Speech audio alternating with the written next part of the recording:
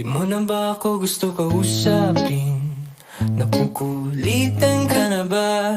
Ako din nakukulitan na ako sa sarili ko. Bakit?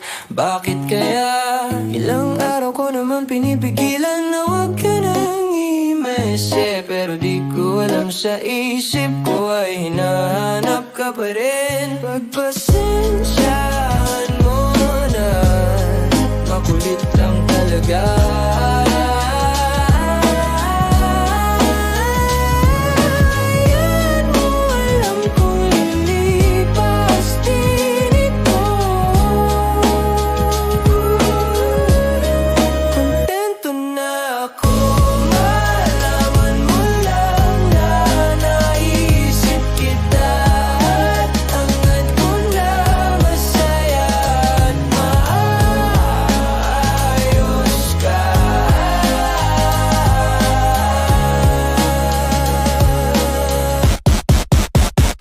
Walang kapalit,